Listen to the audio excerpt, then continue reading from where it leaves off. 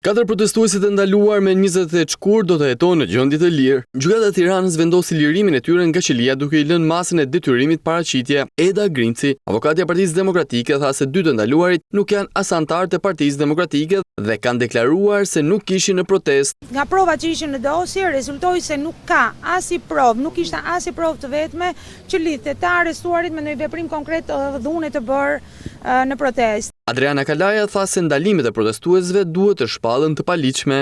Sot prokurori erdhi me të gjitha akuzat e paligjshme në fakt të ngritura nga narkopolicia dhe fatkeqësisht edhe gjykata i pranoi ato, i pranoi duke shpallur si të lishëm jo vetëm arrestimin, por nga ana tjetër duke pranuar edhe detyrimin për paraqitje për të katër protestuesët. Ndërsa deputeti Belin Këlliqi ftoi qytetarët të bëjnë pjesë të protestës së radhës kombëtare para Kuvendit të Shqipërisë. Thon këtë në momentin e parë që ne do të njihemi me kërkesën zyrtare për heqjen e imunitetit të Ballukut, do të thrasim protestë kombëtare para parlamentit.